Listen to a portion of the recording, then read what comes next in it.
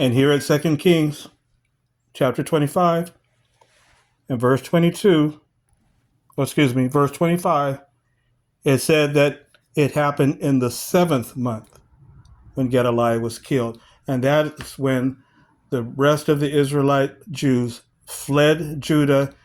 They went down to Egypt, and thus the land of Judah became barren. And that's when the times of the Gentiles began counting.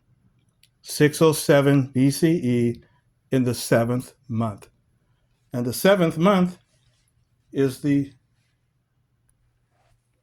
was the month of Tishri, the Jewish month or Hebrew month of Tishri, which on our modern day calendar was the middle of September to the middle of October. Remember, the Hebrew or Jewish months in the Jewish calendar, it went from the middle of the month to the middle of the month, roughly 30 days each month, roughly, give or take, depending on the new moons, the lunar moons. But it was in the middle of the month to the next middle of the month is how it ran.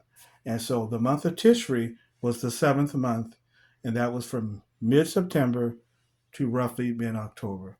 That was when the times of the Gentiles began, in 607 BCE, the 7th month of Tishri.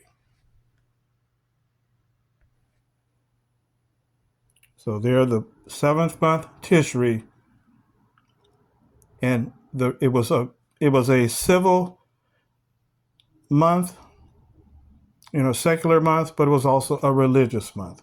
And the religious month, the secular month, it was the first of the month, but the religious year, Tishri, was the 7th month.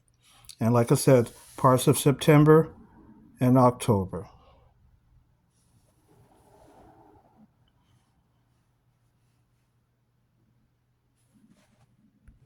So that was when the times of the Gentiles began counting. Tishri, 607 BCE. So when would the Gentiles end? Obviously, it would end on time, first off. So it would also end where Tishri in our modern calendar would pick right up, which would be September, October as well. Well, what year did the Gentile times end? Well, we've covered that in previous videos. I have it in my book, but it was 1914 AD. And that was when the Gentile times ended. The last king who sat on the throne was Zedekiah, and so Yeshua was the one who sat on the throne in heavenly Jerusalem. And as I mentioned earlier in this video about the land of Sinim, what did that mean? We also think about that land of the Jews, that area in West Africa or Central Africa. Is, as I said, it bordered Abyssinia, the kingdom of Abyssinia. And let's just be honest, let's just be real. Back then, the kingdom of Abyssinia were no friends to the Hebrews. They were not friends to the Hebrew Jews. They were fighting and attacking them, and that's why they were going up, as you read in my book, how they would constantly having wars against the land of the Jews or the kingdom of Sinim. They were constantly going in there, the kings of Abyssinia, the Ethiopic kings. So we just have to be real on that. I know, sometimes truth hurts, but that is what happened in history. The Abyssinian kings, the kingdom of Abyssinia, they aligned themselves with Constantine in Rome, that Eurocentric Jesus that came out of Rome. Well, the kingdom of Abyssinia, the Ethiopic kingdom, they aligned themselves with the Roman Empire, with Constantine and all those bishops at the Council of Nicaea and so forth. So they definitely, the kingdom of Abyssinia was all about Christendom, or this apostate Christianity. I mean, let's just be real. That's what it was. It wasn't the same Christianity that Yeshua and the 12 apostles started off, or the 11 apostles and their disciples in the way. They were called the way, and later they became called Christians by divine providence. They were not lining themselves up with that part of Christianity, they were lining themselves up with the apostate Christianity with Constantine in the Roman Empire. And so they were definitely enemies of anyone who was a Hebrew Jew. So, anyway, family, thank you for letting me share this with you tonight. And I hope that you stay safe out there. And let's continue to study the prophecies of the Most High Yah so we can keep our understanding of Bible truth and to get out of Babylon the Great. Things are moving very fast. We see these world events all over there. We know that there's hot spots all over the world. Look what's going on in Sudan. Look what's going on in the Democratic Republic of Congo.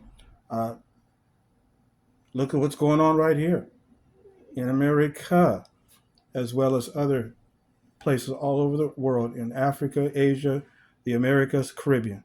There's hot spots all over. But for some reason, they want to focus on the Israeli Palestine situation. You know why? Because it involves religion. That's the reason why. It's because it involves religion. In fact, it involves three religions because you have Islam, you have Judaism, and then you have the so-called Christianity, which is the fake Christianity, Christian now. All three of those religions are represented in Jerusalem. So that's why it's a hot spot. And that's why, friends, keep your eye on that, but also keep your eye on other world events that are going on too. But that is that's why that's such a hot spot, because it involves religion and religious hatred.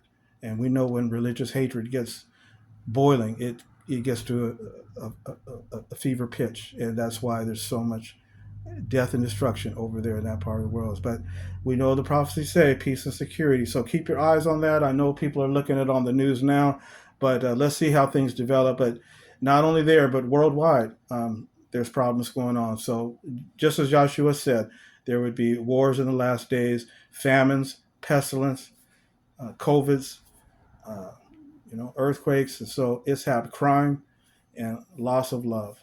So we see this happen. So friends, thank you for letting me share this with you today. And y'all be safe out there. Until next time.